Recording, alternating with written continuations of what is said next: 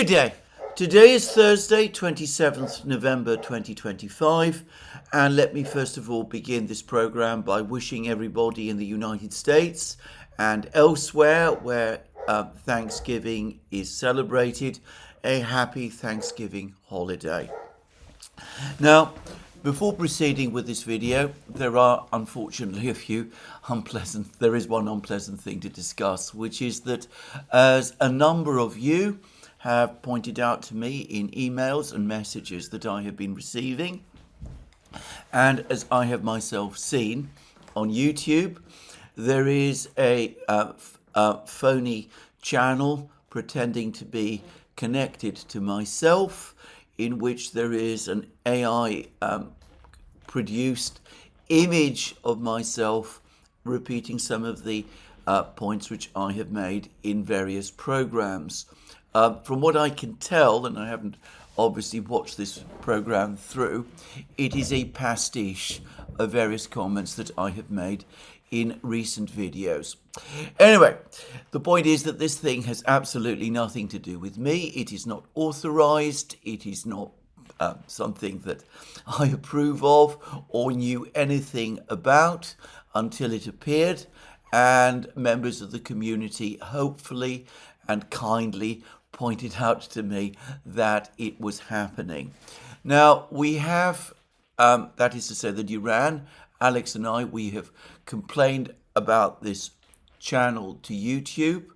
I expect that at some point over the next few hours, it will be taken down. But I have been here previously in the past. I can remember some years ago that there was a whole cluster of fake channels pretending to be connected to me, publishing excerpts, unauthorized excerpts from my videos. This is a little more sophisticated. This latest attempt is a little bit more sophisticated because it uses AI. But anyway, the same thing has happened before, and it looks as if it is happening again. And well, on the other occasion, it was a frustrating fact that as soon as one channel was taken down, another one sprung in its place, and for all I know, something similar is now going to happen. Anyway, let me reiterate again. This channel has nothing to do with me. It is taking, without my permission or agreement, my work, and the person who appears in the channel is not me. It is an AI, it is an MI construction. So just to reiterate again, just to repeat again, the only place you will find my authentic work on YouTube is either on this channel or on our main channel, the Duran, and occasionally on other channels where I am a guest. Any other channel, such as this particular channel, which purports to publish me or my work, has absolutely nothing to do with me. Anyway, with that, let me now proceed to the video itself.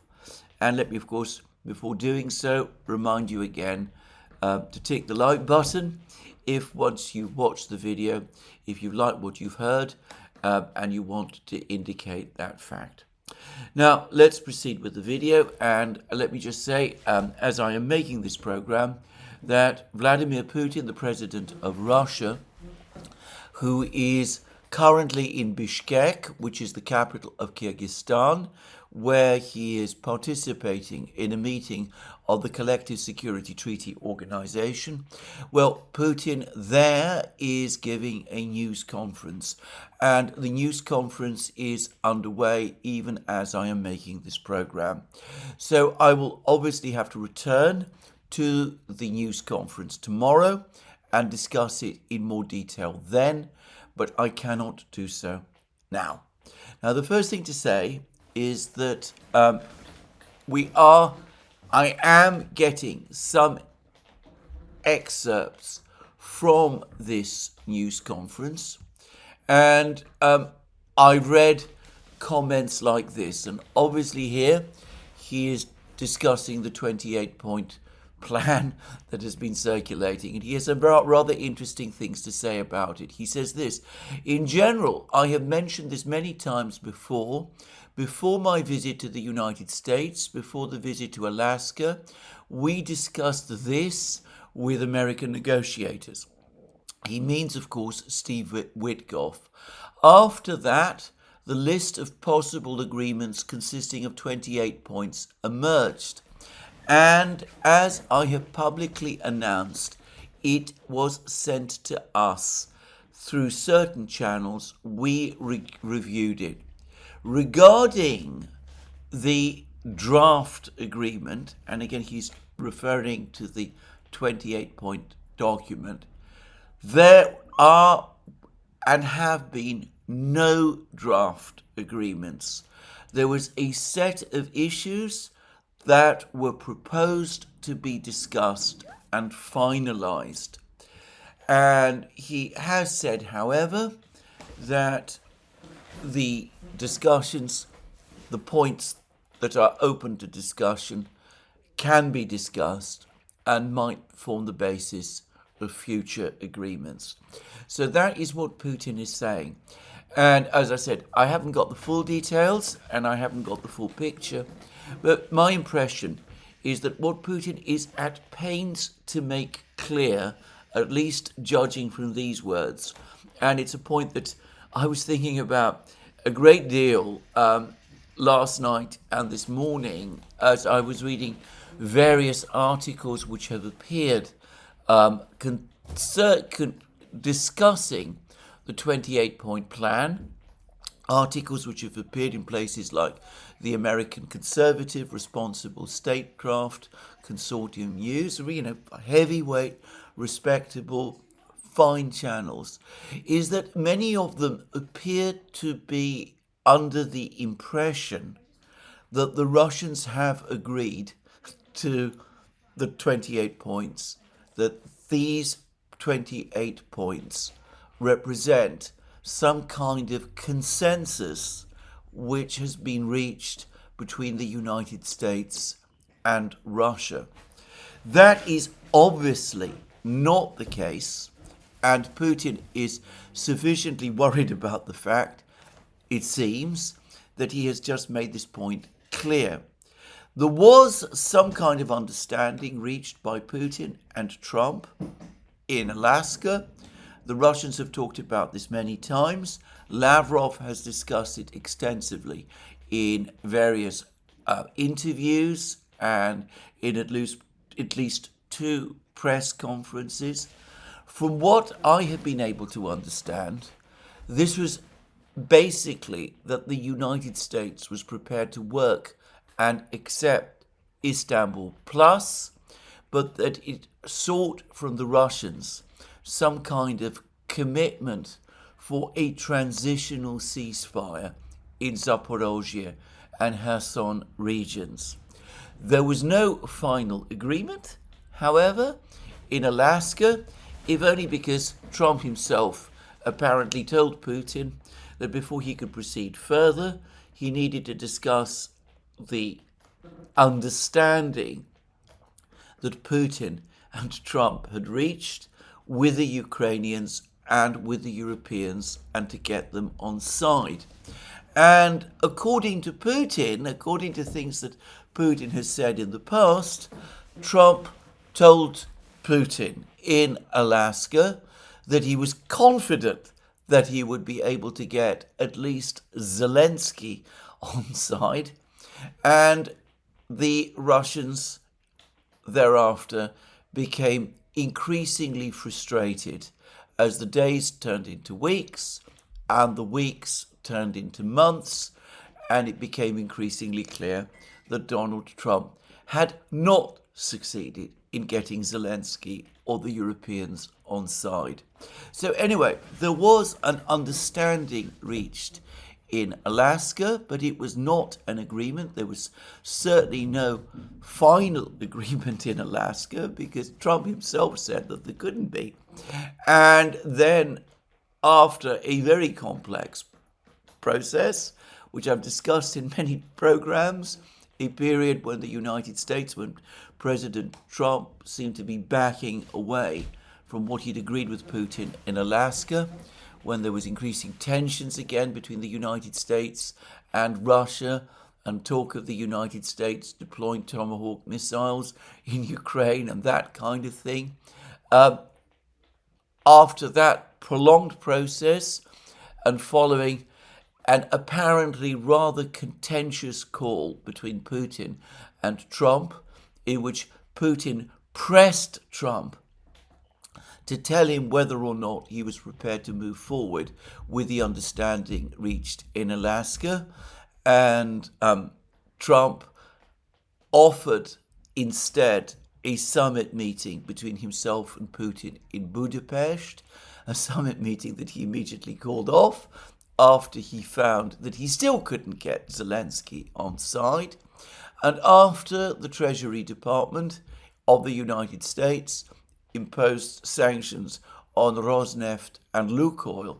Anyway, after this incredibly involved and complicated zigzag of a process, the Americans came up with their 28 points, which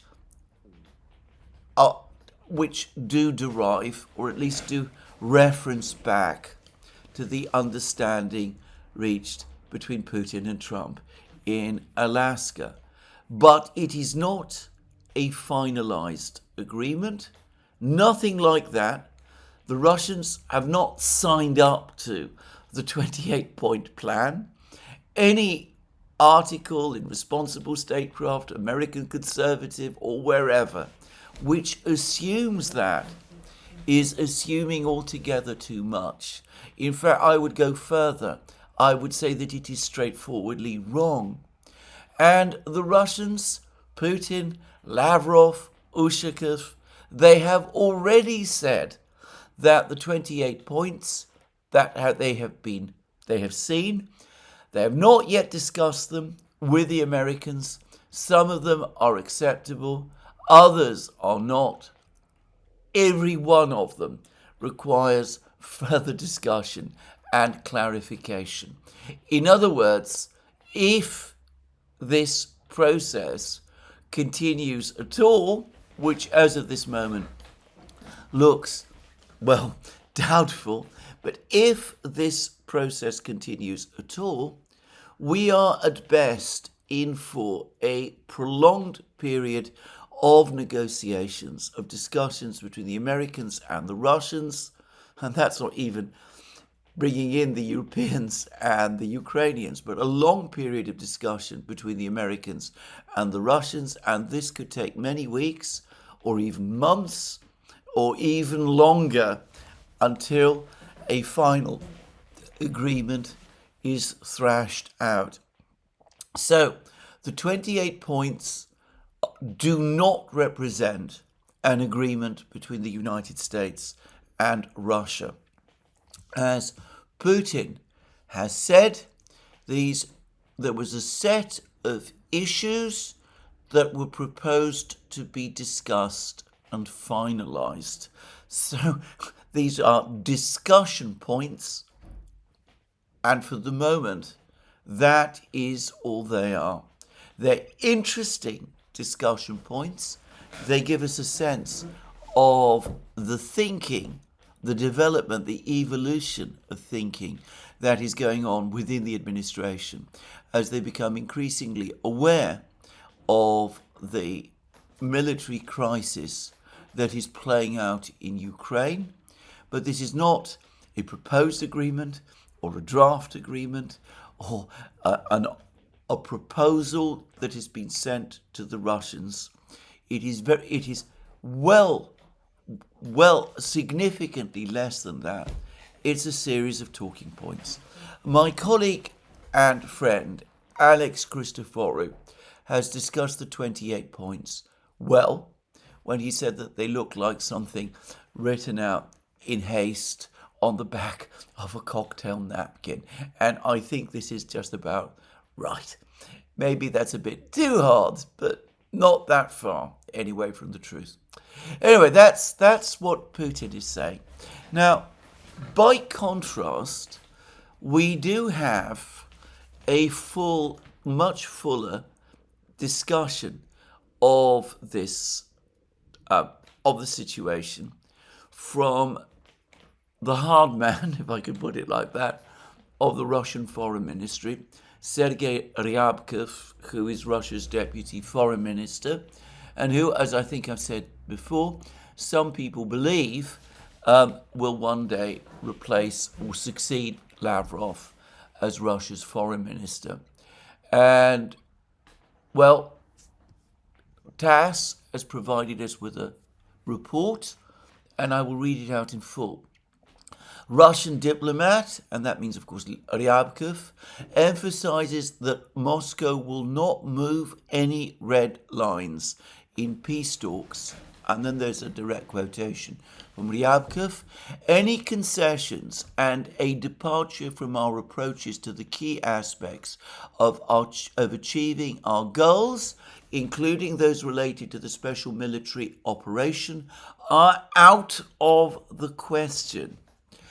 And then TASS continues, Moscow welcomes Washington's efforts to find reasonable solutions to the Ukraine issue, but no one should expect Russia to abandon its core positions in the conflict. We welcome the Trump administration's efforts to find reasonable solutions. Various versions of the US plan are subject to talks. Any concessions and a departure from our approaches to the key aspects of achieving our goals, including those related to the special military operation, are out of the question. And we're told that Ryabkov said this at a news conference. And then TASS continues, Ryabkov pointed out that Russia has never wavered from this position, and this is a direct quote from him. It concerns various aspects of the current situation and is largely focused on the underlying causes of the crisis we have been dealing with for quite a long time. Various elements of the Anchorage process are compromises per se. This is the basis we will be guided by once we study the version that is currently on the table and continue discussions. So what Ryabkov is saying here is that the Russians have already made all the concessions that they are prepared to make, and they communicated those concessions to the Americans in Anchorage. Probably, almost certainly, that means a transitional ceasefire in Zaporozhye and Kherson regions. No one should expect that the Russians will concede more, because they are not going to do so. Yes, they have this set of ideas, this 28-point set of ideas. They haven't, as of now, seen the 19 points that the Americans are talking about, but they obviously know that they exist. If they are in line with Anchorage, well and good. Parts of the 28 points certainly are, and that means that a points for discussion, a table of discussions has now been drawn up by the Americans, and the Russians are prepared to work with that. But of course, the 19 points, if they stray away from Anchorage, Lavrov has already said that the Russians won't accept it, and nobody anyway should expect the Russians to make more concessions than they already have. It's a pretty uncompromising position, some would say. But saying that does not take fully into account the Russian point of view. I say this because there continues to be this constant repetition in much of the media in the West that the Russians, that Putin, are making maximalist proposals. Istanbul Plus is a maximalist position. Now, when Putin first laid out Istanbul Plus back in June, on the 14th of June 2024, in the speech he gave then to the Russian Foreign Ministry, I said that it would be an incredibly difficult thing for the Western powers to accept Istanbul Plus. It would be something that they would almost certainly choke on. But these demands might seem harsh to many people in the West and indeed to Ukraine. But from a Russian point of view, they fall very far short of being maximalist. The Russians are, for example, limiting themselves under Istanbul Plus to demanding transfer of the 4 regions. They accept that Ukraine can retain an army as a result of any peace settlement. They also, incidentally, recognize Odessa and other important cities as Ukrainian. And, well, you could go much further beyond that. You could point out, for example, that Istanbul Plus still accepts the possibility of Ukraine joining the European Union and things of that kind. Now, today, I ought to say that another Russian official, Deputy Foreign Minister Alexander Grushko, has had very harsh things to say about the European Union.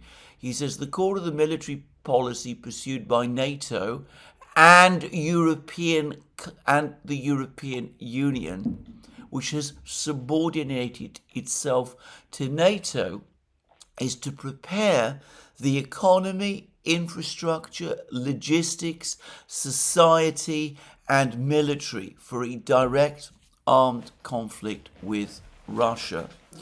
And Grushko, we're told, said this at a meeting of the Expert Council of the State Duma Committee on International Affairs, which discussed the prospects for changes in the political situation between Russia and the EU.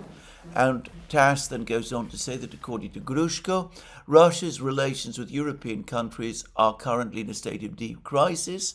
By demonizing Russia, they're promoting the idea that a military conflict is inevitable unless Moscow is stopped suffering a strategic defeat. So we see one Russian diplomat, a very senior Russian diplomat, talking about the EU as, in effect, a hostile alliance subordinated to NATO. And Lavrov, Medvedev, other Russian officials have talked about that also. And yet Istanbul Plus, what Putin set out back on the 14th of June 2024, still allows for Ukraine to join the EU. Now, put it all together, and Istanbul Plus, as we can see, is falls very far short of being a maximalist position from a Russian point of view. A maximalist position, which, by the way, we might eventually end up with, if things continue as they are, a maximalist position would be quite different. From a Russian point of view, Istanbul Plus is the minimum of what the Russians feel that they can accept in order to protect their core interests. And to the extent that they've made concessions around Istanbul Plus, like agreeing to ceasefires in Zaporozhye and Kherson regions, there are already people in Russia who are saying that this is a concession too far and that it should not have been made. And that narrative, by the way, continues to gain traction with quite a lot of people over there. So, coming back to what Ryabkov is saying, and by the way, what I think Putin is also saying, yes, we're prepared to talk, we're civilized people. If we can achieve our core objectives through negotiations, we will do so. And that is what our allies want us to do. But no one should expect us, as part of a negotiating process, to make more concessions than those we have already made. Those concessions were difficult for us, and there is an awful lot amongst these 28 points which continues to be unacceptable to us. And of course, if the 19-point plan, which we haven't yet seen, strays even further from what we agreed in Anchorage, then obviously that would be unacceptable in its totality. So when I said that this is a start warning, it needs to be interpreted and understood correctly, which I suspect, unfortunately, in the West, it never is. Anyway, there we go. That's the Russians. The Russians have made their position clear. Putin is in Bishkek. He is in Kyrgyzstan. I presume he will be visiting India. Reports say on the 3rd of December. There might be time between Putin returning to Moscow and then flying on to India for him to meet with Witkoff and Kushner and perhaps Driscoll in Moscow. But the scheduling is going to be very tight.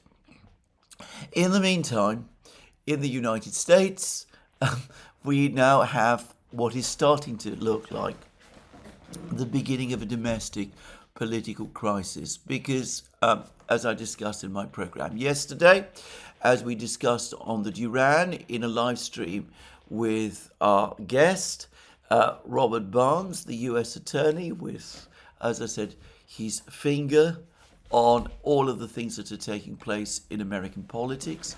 Anyway, it's clear that there is a massive and escalating pushback in Washington against any move to negotiate with the Russians at all. So we've had these leaks. And by the way, I think it was yesterday, the Russian Foreign Intelligence Service, the SVR, said that they believe that the people who are behind the leaks of the Witkoff conversations with Ushakov and Dmitriev. Anyway, the Russians believe that the party that has published these leaks is the British. Now, I ought to say, the Russians do have a tendency to blame the British for everything. And there are many, many opponents to this negotiation process in the United States. And of course, I don't know for a fact that these recordings that are circulating are even real recordings of actual conversations that Witkoff had with Dmitriev and with Ushakov. For the record, I think they are. I've read the extracts.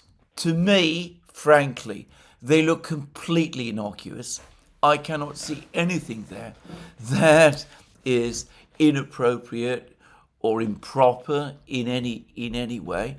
I realize that some people are complaining that Witkoff was coaching Ushakov as to what Putin should say to Trump on the eve of the telephone conversation between the two in order to get Trump on side. Well, Donald Trump isn't bothered, so I'm not sure why anybody else should be. Anyway, let me just make that very clear. I don't find anything wrong with that at all, by the way. At least the extent to which that happened. I mean, when subordinates of leaders discuss possible discussions between their chiefs, they will inevitably discuss points like this. I don't see how conversations can usefully take place if they don't. But anyway, these leaks have now appeared. The Russians are alleging the British were behind them. The Russians always, as I said, tend to think the British are behind everything. There are plenty of people in Washington who, it seems to me, are as hostile to this process as anyone in London, and I would have thought it more plausible that it was they, rather than the British, who leaked these calls. I say that, though I understand that the media in the United States is now saying that it was, in fact, a European intelligence agency that provided these recordings, and I believe they're actual recordings to Bloomberg specifically. And European intelligence agency does rather imply that it was indeed the British. Now that, of course, begs multiple questions. If it was the British, first of all, how do the Russians know that it was the British? I mean, that's already an interesting question in itself, which obviously aficionados at the spy game can devote their time trying to figure out. I'm not going to try. There is, of course, the other thing to say, though, which is if it was the British or a European intelligence agency, then are we being asked to believe that the British and or that other European intelligence agency are monitoring Witkoff's calls? Because it's clear to me that it is Witkoff's phone that is being monitored here. At least that's how it seems to me. Isn't it more likely, and this is still my view, that it was the American intelligence community that was monitoring the calls? They probably would want to monitor any call that Ushakov or Dmitriev make, because they could argue, legitimately it seems to me, that is their job. So I could see how that might have happened. But it could be, and this is just my theory, and I want to stress it is only a theory, that somebody in Washington, conscious that for an American to leak this information to the media would break the law in the United States, might have passed these recordings, copies of these recordings, on to a Five Eyes partner, Britain, and with the understanding that it would be the British who would then leak the calls. Let me stress again, that is purely my own theory, working theory. I don't know whether it is true. And perhaps one shouldn't spend too much time worrying about it. But anyway, this leak of these calls, which, by the way, I absolutely think should be thoroughly investigated by the American law enforcement authorities. I'll be interested to see if that happens, by the way. But anyway, these calls, innocuous as they are, have achieved their effect. All sorts of people, members of Congress, other people outside Congress, are frothing and furious about them. One member of Congress in a message on X, has called Witkoff a traitor. I cannot for the life of me understand on what possible basis. Other members of Congress are saying that secret negotiations of this kind should never be permitted. Secret negotiations in diplomacy take place all the time. Saying that there should be no secret discussions means abolishing diplomacy entirely, because without secret discussions there can be no diplomacy. That is an obvious point, which of course everybody knows. But anyway, what another member of Congress is making that really quite astonishing claim. And, well, there are now demands that Witkoff, who we're being told again is either traitorous or incompetent or inexperienced or out of his depth, should be sacked. Sacked before he goes to Moscow. And the purpose of all of this, all of these leaks, all of this narrative that's being spun, is not, I think, actually to get Witkoff sacked. For the moment, the president, Donald Trump, continues to support Witkoff, and I expect will continue to support Witkoff. I don't think there's any real risk for Witkoff of being sacked, at least not at the present time. But the real purpose is to develop this theory that the 28 points were drawn up by Dmitriev, that they are Russian talking points which the Trump administration has weakly accepted. Russian talking points, most of which, just to say, are, as I have discussed already, unacceptable to Russia. I mean, this is the Alice in Wonderland world in which we now find ourselves. But again, it's not the substance of the points that there is so much objection to. Obviously, it is the idea of having talks about Ukraine with the Russians at all. And we've had more information, incidentally, about how fraught and difficult the situation is. It turns out that before Marco Rubio, the US Secretary of State, took Witkoff and Driscoll with him to Geneva to meet the Ukrainians and the Europeans there, Driscoll, who had just been to Kiev, where he'd passed on the 28 points to Zelensky, Driscoll had been intending to fly to London to meet the Europeans there too. But the reception to him, he figured out that the reception to him would be so hostile and so unwilling to listen to anything that he was saying that he called the entire trip off. Bear in mind that previously in Istanbul, Witkoff himself had been expected to meet Umerov, Zelensky's representative, who is still the Secretary of the Ukrainian National Defense and Security Council.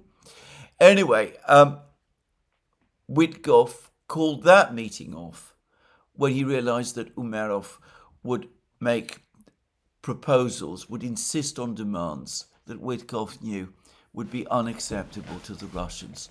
So, anyway, the crisis is developing in the United States.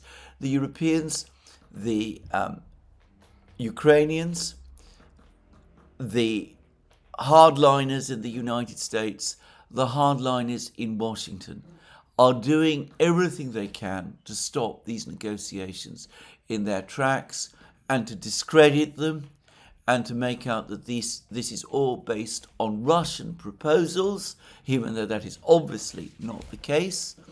And already also there are the insinuations circulating again that Trump has some kind of arrangement or connection or affinity for the Russians and for Putin, and is therefore suspect in some mysterious way, which no one can ever nowadays explain. So anyway, there we go. This is where we are. We are now, as I said, at the beginning of a crisis in the United States. And frankly, as I discussed a few programs ago, I can't really see how it could be otherwise. I said a couple of programs ago that I felt, based on what I had learnt about the understandings that Putin and Trump reached in Alaska, that it would be impossible for Trump to sell the Alaska proposals in the United States to the political class there, let alone to Europe and to the Ukrainians. And I was surprised that he went so far as to think he could. And I'm afraid I believe this to be so of this set of proposals as well. And I'm afraid I believe this to be so of this latest set of proposals as well. In fact, my overwhelming concern is not that this process will fail. I take that practically as a given. But that when it fails, we're going to find ourselves facing again, across Europe and in the United States, another massive drumbeat for further escalation. And that Donald Trump, embarrassed and humiliated by his failure to deliver on his promises to Putin, which he made in Alaska, will feel impelled to agree to these demands for escalation, in part in order to save face, but also because his political position in the United States after this episode will have weakened with the story, the narrative, which, to repeat, is a false narrative, that he is somehow under the thumb of the Russians, having gained traction again.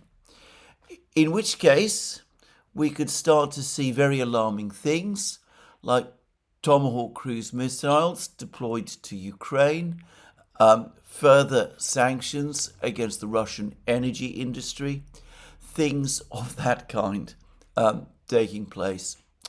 Well, anyway, there we go. That's what I wanted to say about the negotiations at the moment. As I said, Putin at the moment is in Bishkek. Realistically, nothing much more can happen until Putin returns to Moscow. But the Russians are now giving absolutely clear signals that Anchorage is as far as they are prepared to go, and that they are not able to go further.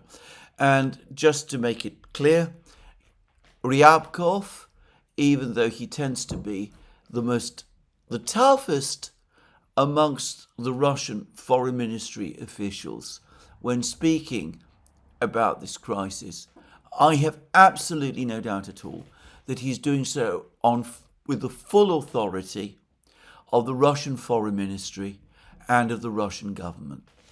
So anyway, that then brings us back to the ongoing situation, the situation in the war. And here there have been further developments, and they continue to be in the same direction as previously, with further Russian advances. Now, I understand that last night the Russians conducted another major drone and missile strike against Ukraine. The primary target apparently was Western Ukraine. There is little information about this strike from Ukrainian sources. The Russian Defense Ministry has made its own comments about it. It says that operational tactical aviation, attack drones, missile troops, and the artillery, the Russian groups of forces, have inflicted damage on warehouses and command posts of drone vehicles, a satellite communication center, Ukrainian energy facilities used by the armed forces of Ukraine, as well as temporary deployment areas of Ukrainian armed formations and foreign mercenaries in 148 areas. So that's all the Russian Defense Ministry is telling us about this strike. I will obviously discuss it in more detail tomorrow, when I presume there will be a lot more information. But in the meantime, the Russian advance along the front lines continues, and it is continuing and accelerating in every area.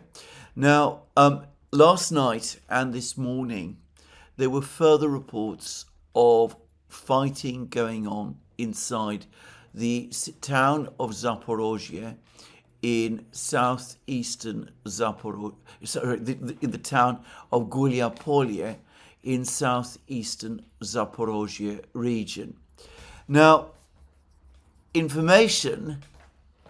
detailed information about the fighting here is relatively sparse, and I will say straight away that I have not myself seen any videos of Russian troops in Gulyapolye. I have seen plenty of footage now of Russian bombs landing on Gulyapolye, and it does seem as if the town is being bombed in a way which would be consistent with a storming operation being underway. I have no doubt that the Russians are indeed storming Gulyapolye. I don't know how much of it they do control at the moment. Probably something like 10-20%. But as I've discussed already, Gulyapolye is a relatively small place. It's about 15,000 people. And whilst obviously there are buildings and there's defenses which the Ukrainians have created in this area, it cannot be very long before this town falls. Further to the north, there is more information now coming from Pokrovsk. And firstly, I will go to what the Russian Defense Ministry is saying about the Pokrovsk situation. They say that in Pokrovsk, assault groups of the Second Army are successfully advancing northwards in the Centralny and Dinas districts. Russian troops continue mopping up Ukrainian militants in Rivne. This is the village that lies between Pokrovsk and Mirnograd. 8 attacks of the 425th Assault Regiment and the 95th Air Assault Regiment of the Ukrainian Army in order to unblock the encircled Ukrainian grouping have been repelled from the air. These attacks were launched from the area of the village of Grishino. So what the Russians are saying is that they have completed their mopping up operation of the southern and central areas of Pokrovsk. These were the more heavily fortified areas with the taller apartment buildings, and they're now moving northwards, and they're clearing up the remnants of the Ukrainian troops in northern Pokrovsk as well. Now, there's been a lot of discussion about the situation in Pokrovsk. The Ukrainians have made various claims about successful counterattacks in Pokrovsk. As predictably happens, some of the Russian channels have repeated these claims. This is not unusual, by the way. To me, this all reminds me very much of what happened earlier this year after the Russians captured the town of Toretsk, which lies somewhat to the north and east. The Ukrainians, for several weeks, pretended that fighting in Toretsk was still underway. They launched various raids deep into Toretsk itself. None of them were able to maintain positions anywhere in Toretsk for any time. And as I understand it, quite a few Ukrainian soldiers died as a result of these raids. But the image, the story of a continued battle for Toretsk was perpetuated in the media for a while. Now, Raidovka, the Russian newspaper based in Smolensk, which, as I said, reports very, very thoroughly about the fighting around Pokrovsk, says that essentially the same thing is happening. That if we're talking about northern Pokrovsk, the Russians have not yet fully consolidated their control here. This allows for gaps and places where Ukrainian groups can infiltrate, they can break into Pokrovsk and create the impression that there is still fighting going on. And I've no doubt that this is essentially the truth.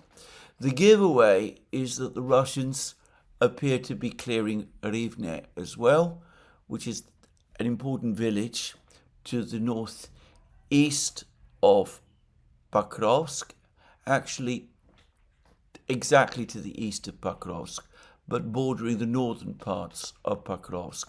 The fact that the Russians are clearing Rivne is a sign, as far as I'm concerned, that they control most of northern Pokrovsk as well.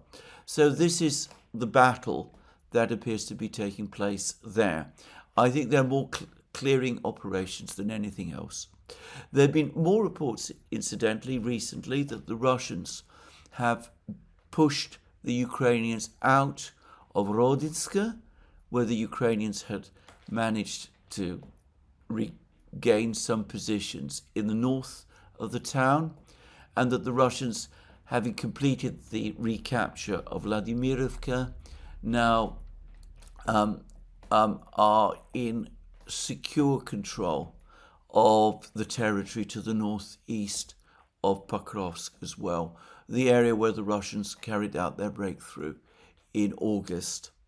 And apparently there is drone footage which confirms this.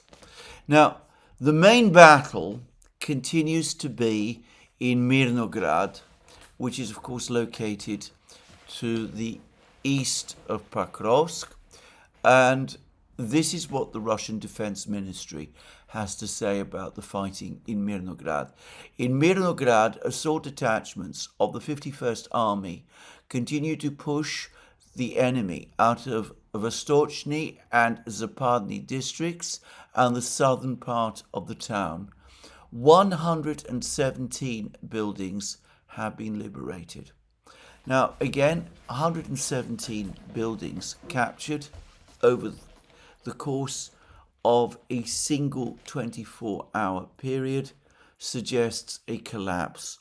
And in fact, there's apparently video footage of Ukrainian troops taking prisoner some Russian troops who were in the center of Mirnograd, which strongly suggests that the Russians have now reached central Mirnograd as well, and this fighting is taking place there also. So, the clearing operation of the cauldron continues, the Pokrovsk cauldron continues. There are large numbers of Ukrainian troops still to defeat and round up, but the operation appears to be continuing steadily, though perhaps that understates some of its complexities. Now, one of the things I would say is that the Ukrainians have been focused massively on trying to delay as long as they can the collapse of Pokrovsk. And it's not difficult to understand why, because this is the battle that has attracted the main international attention. And Russian commentaries, and here I think they're reliable, and by the way, Ukrainian commentators as well, are now saying that the result has been that because of the excessive concentration of Ukrainian troops in the Pokrovsk area, other areas of the battlefronts, such as Zaporozhye and the Siversk Liman area, have been left weakened, enabling rapid Russian advances there. Now, 2 days ago, Radovka said that the Ukrainian command has now finally accepted that a breakthrough operation to enable the Ukrainian troops in Mirnograd to escape is impossible, and that they have now started to withdraw troops, units from the Pokrovsk area and to redeploy them to other unstable positions along the front lines. Well, the Russian Defense Ministry is not telling us anything of this sort, but it would not surprise me. Now, one of those unstable positions appears to be the Siversk Liman area. Now, Siversk has been a town that the Russians have been trying to capture since the summer of 2022. They've made many attempts to capture it. It is heavily fortified. It is relatively small. It is on an elevation.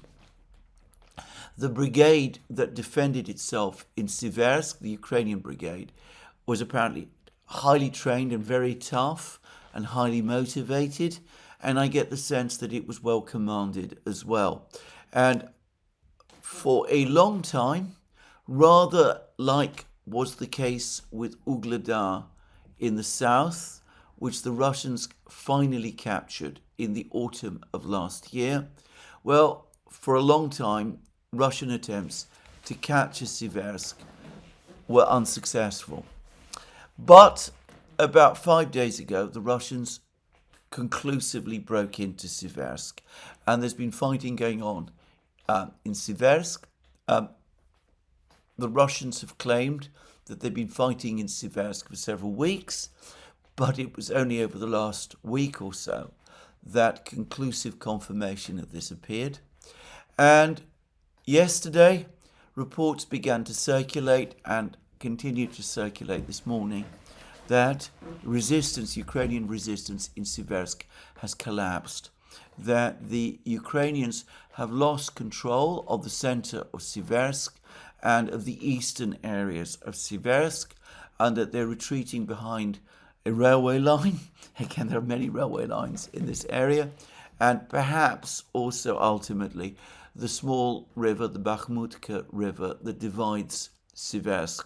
Not in two, most of Siversk is to the east of the Bakhmutka River, but there is a small area of Siversk that lies to the west of it.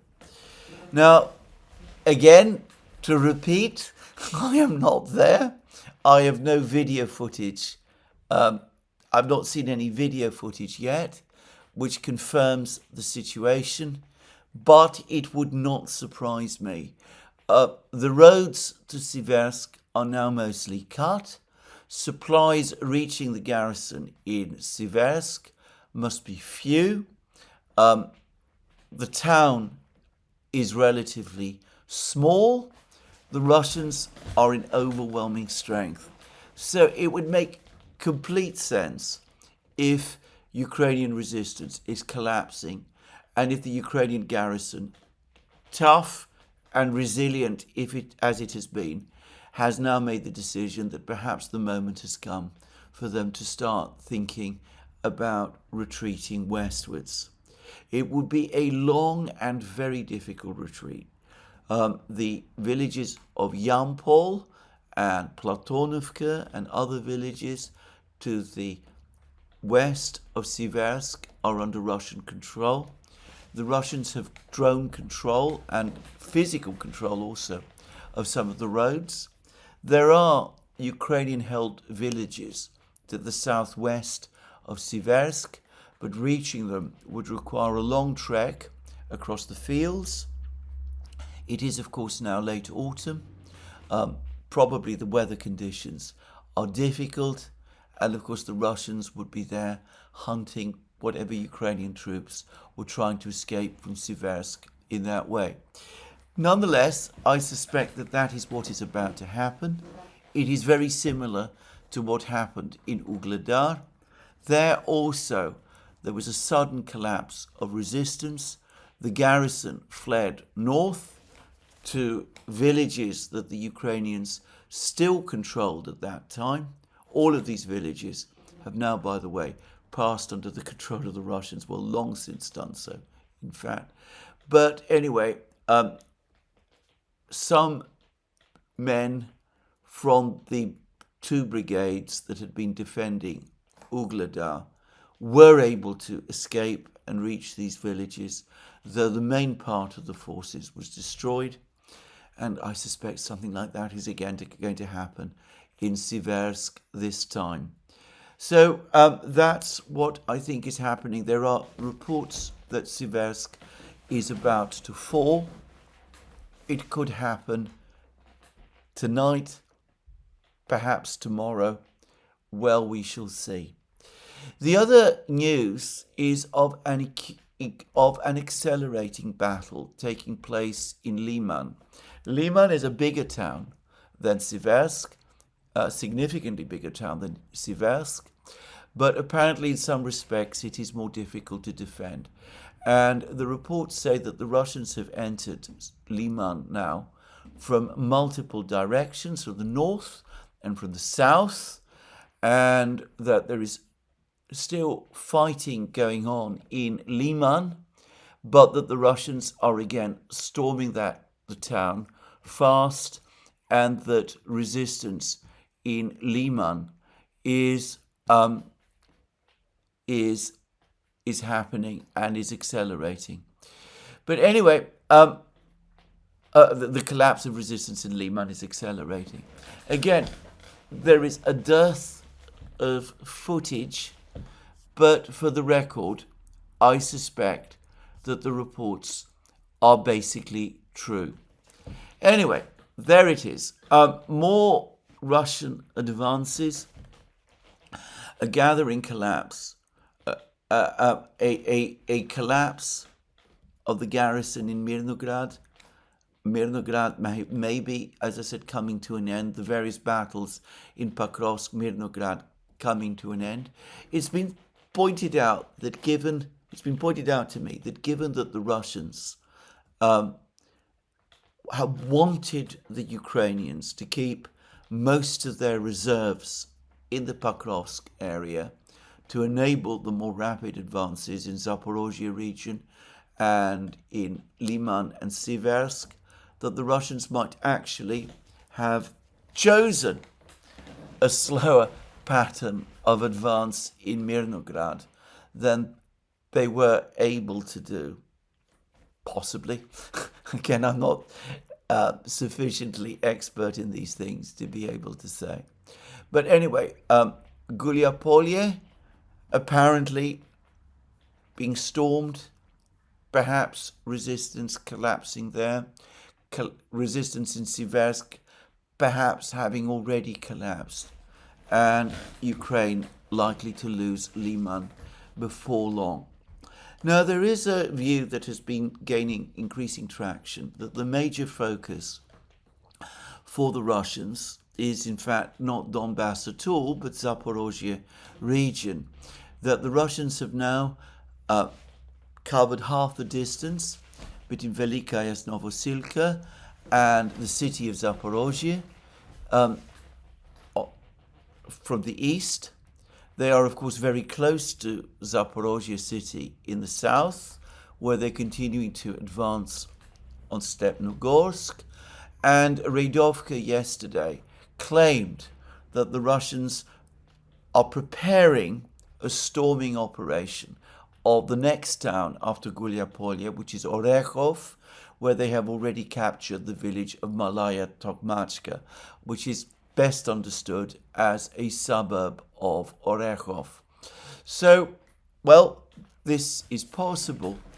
I still retain the sense that the major battle for the Russians continues to be Donbass, and that the priority for the Russians is to complete the Battle of Donbass, to break the line of fortified cities, to finish the battles for Pakrovsk and Konstantinovka, which is located immediately to the east, and then begin the final great encirclement operation of the Ukrainian forces in the towns of Slavyansk and Kramatorsk.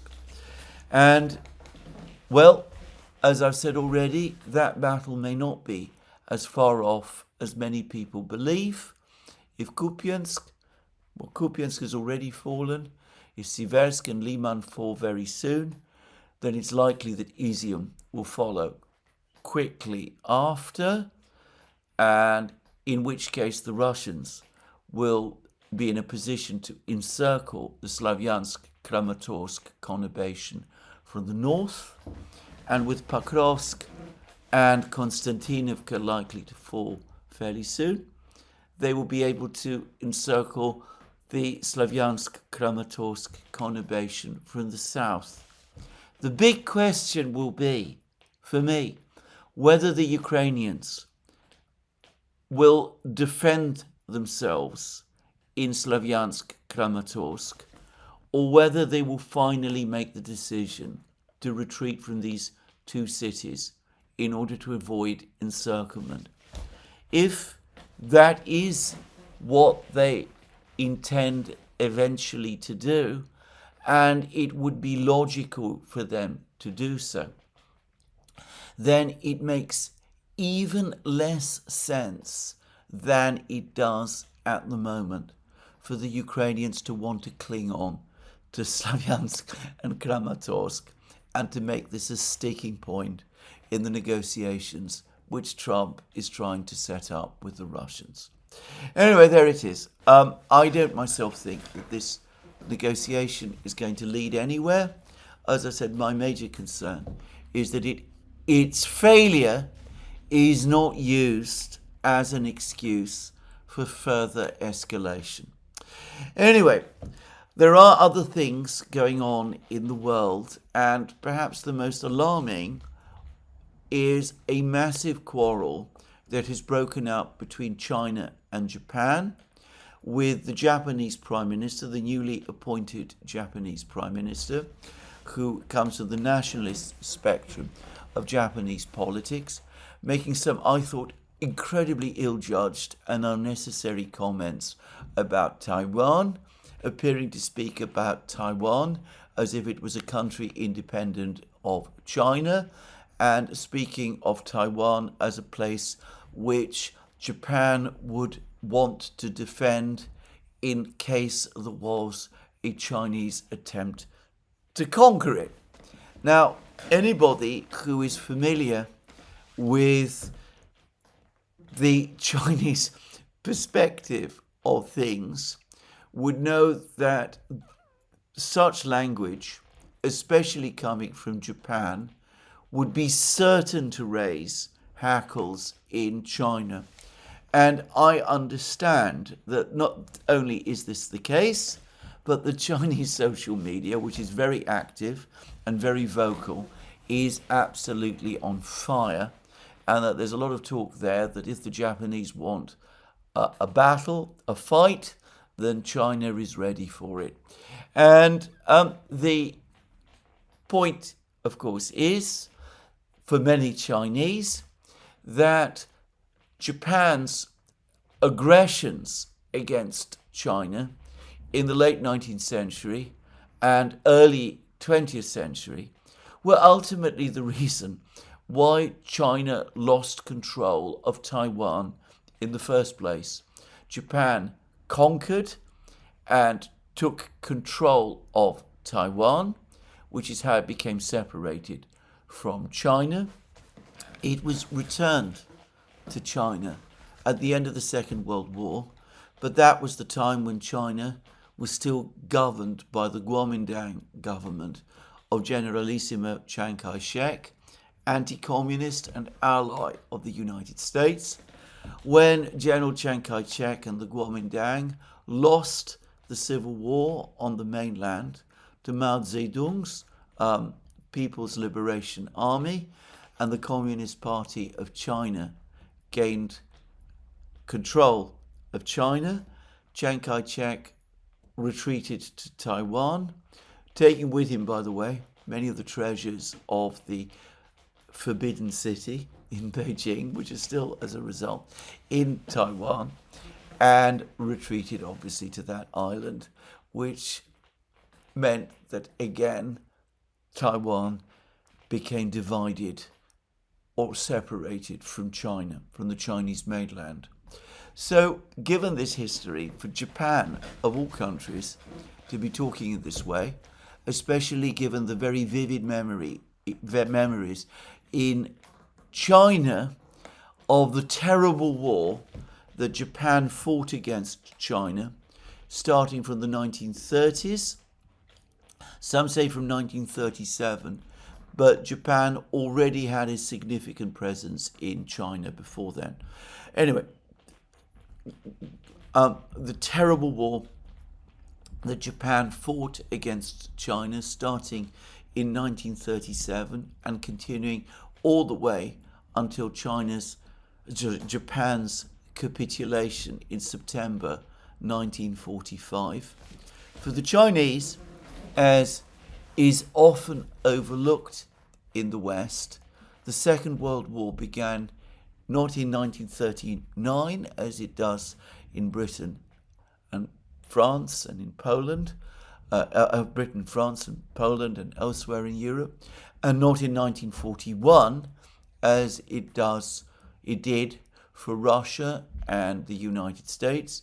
For China, the Second World War began in 1937, much earlier. Anyway, given all of these very powerful historical memories, it is completely unsurprising that the opinion in China has been massively inflamed by these, in my opinion, reckless comments by the Japanese Prime Minister. And apparently, and I haven't seen these myself, but there have also been speculations floating around that Japan might revisit the idea of acquiring nuclear weapons, and that the Japanese fleet, which is significant and powerful, could participate in any defense of Taiwan. So this has created a huge, massive row between China and Japan. And the Chinese president, Xi Jinping, has responded to this by telephoning Donald Trump in Washington, in the United States. And if you read the Chinese readout, it's absolutely clear that the discussion was primarily about Taiwan and about Japan. And Xi Jinping reminded Trump that China and the United States had been allies in the war against Japan during the Second World War, and therefore had a joint responsibility to preserve to protect the outcome of the Second World War and to defeat militarism and fascism and all of those things that were the legacies and the causes of the Second World War. Now, Donald Trump doesn't seem to have understood that what Xi Jinping was calling him about was these comments from Japan. Trump's comment about this conversation with Xi Jinping on Truth Social was that Xi Jinping was mainly talking about agriculture, soybeans, and all of those kind of things again. I've no doubt that all that was discussed, but that is not why Xi Jinping telephoned Donald Trump. It is, in fact, almost unprecedented for a Chinese president to initiate a conversation with a foreign leader. The last time that a Chinese president contacted the President of the United States was in the immediate aftermath of 9/11. I've read, in fact, that that was the only other occasion when the Chinese initiated a president-to-president call. All other calls, apart from the one that has just happened, were initiated by the United States. So it is extremely unusual for the Chinese to do this, and it is a sign of how seriously Xi Jinping and the Chinese leadership are taking this situation.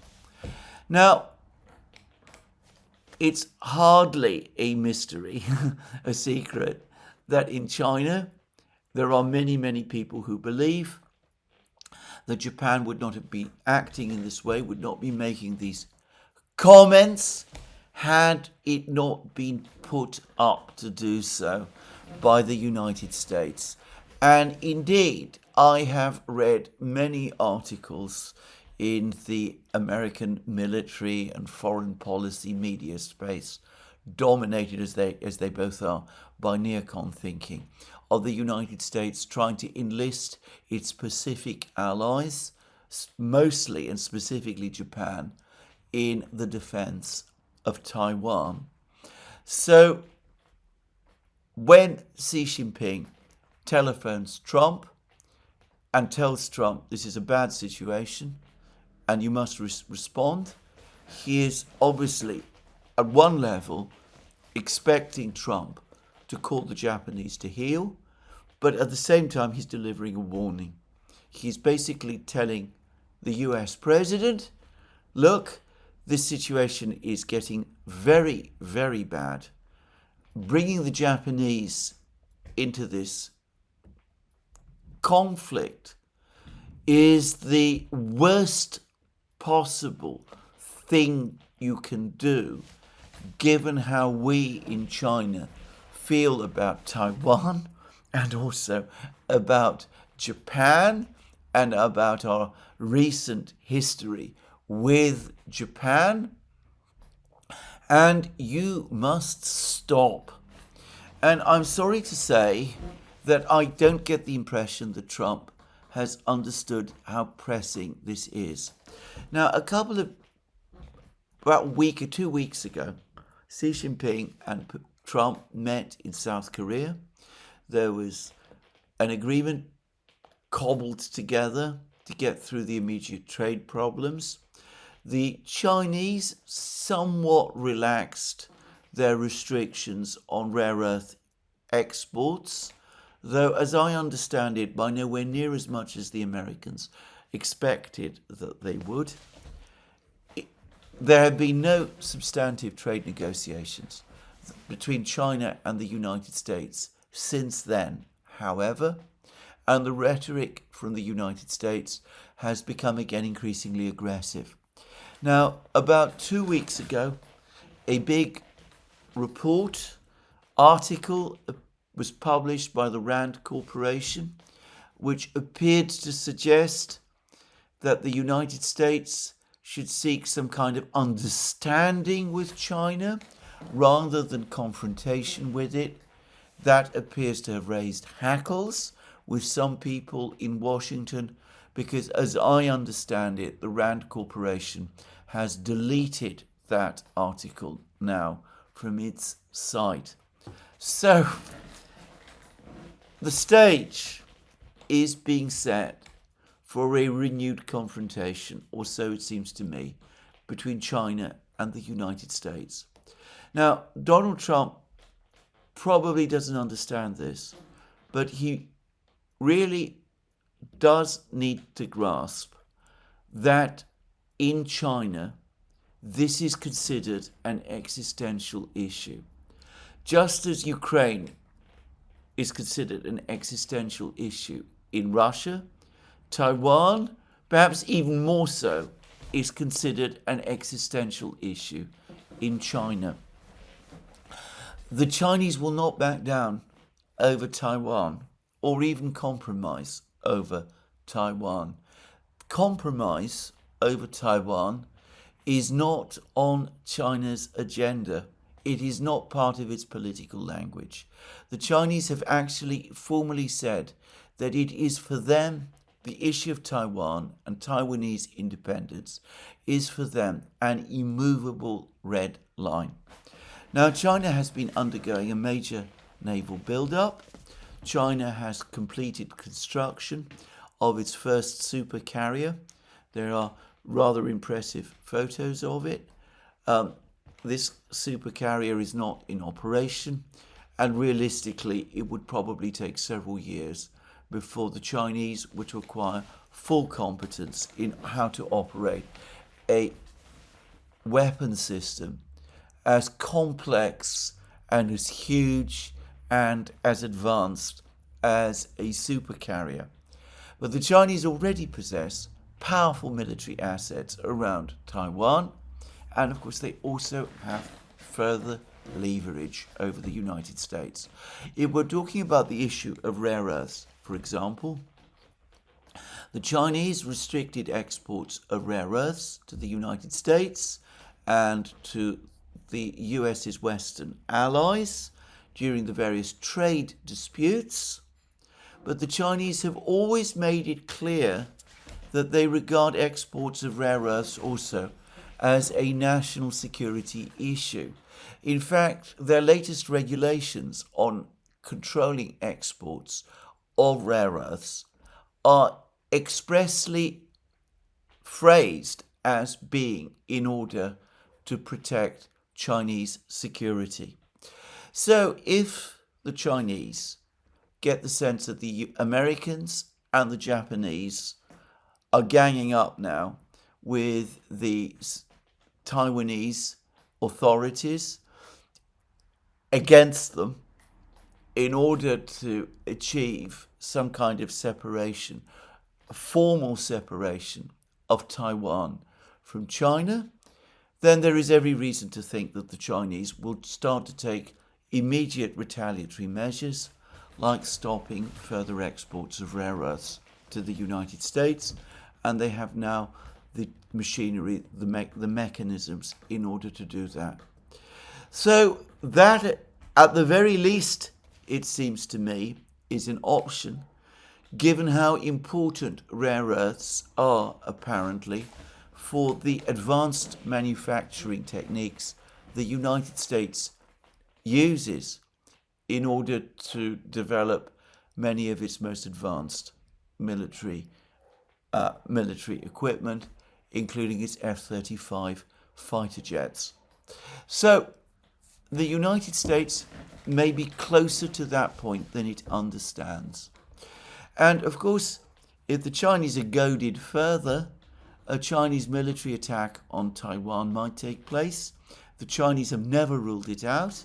They've always reserved the right to do it if they feel that Taiwan is indeed in danger, as they would say, of seceding.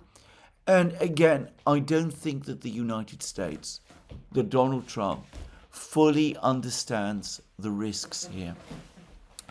If the Chinese president calls you, that is a sign that the situation is becoming extremely fraught, and it is extremely unwise in that case to mistake the message. A call from the Chinese president is itself a message going beyond what the Chinese president even says over the course of the call itself. Now, the United States is still bogged down in Ukraine. Dan Driscoll has just told the Europeans that the Russians are not only producing missiles at a much faster rate than the entire collective West, but they're even stockpiling them. So they're not using all of their missiles to strike at Ukraine, despite the fact that they are conducting missile strikes against Ukraine now on a regular basis. The United States cannot keep up, neither has the entire collective West been able to keep up. How is the collective West going to be able to keep up with China, which has a far bigger manufacturing base than Russia does, if we get into this kind of conflict? And how can the United States conduct a conflict simultaneously against China with over Taiwan, even with Japan also involved, while still bogged down trying to help Ukraine? It boggles the mind that there should be people in Washington who are not alarmed and worried about this prospect. A few are. Elbridge Colby at the Pentagon apparently is, but according to the American Conservative and Robert Barnes, when he spoke to us over the course of the recent live stream, the hardliners, the neocons in the Senate, led by Senator Lindsey Graham and presumably Senator Mitch McConnell, are blocking all of the appointments of Elbridge Colby's intended team who are supposed to join him in the Pentagon. So it seems that the hardliners are unreconciled to any moves towards rapprochement with China. They managed to get that article that appeared in Rand taken down, and they're blocking Elbridge Colby's appointments, and they're perhaps instigating Japan to take the current line that it is taking. And they are blocking any move to end the conflict in Ukraine, any negotiation to end the conflict in Ukraine. The military logic of all of this completely escapes me. Go to war with everybody at the same time, even though their resources massively exceed your own. Well, a certain person in Berlin tried to do that in the 1940s, and we all know what became of him. But another figure who tried to do something similar, and whom I know perhaps more about than most, was the Count Duke of Olivares, who was the Prime Minister of Spain in the 17th century and was the Chief Minister of the King of Spain, Philip IV. And Olivares knew that there were problems in Spain. He had an ambitious program for reform, which he was never able to carry through. But at the same time, he was obsessed with maintaining and expanding Spain's power in Europe. And of course, Spain at that time was by far the most powerful country in Europe. So before long, he ended up fighting in Europe. Spain ended up in a war in Europe against pretty much everybody. France, most of the German states, Sweden, and of course, it proved to be a disaster. And eventually, people in Spain, in Madrid, concluded that Olivares was actually mad. And that was one of the reasons why he was forced into retirement. And the view has begun to gain traction that he might indeed have suffered from some kind of acute mental disorder to have led Spain into this impossible position. Well, I hesitate to say that the people in Congress, the people in the deep state, who obstruct every move towards negotiation or reconciliation or détente with any one of America's adversaries at a time when America is indeed already severely overextended. I hesitate to say that these people are mad. I mean, I've no knowledge of their clinical condition, so I cannot say that.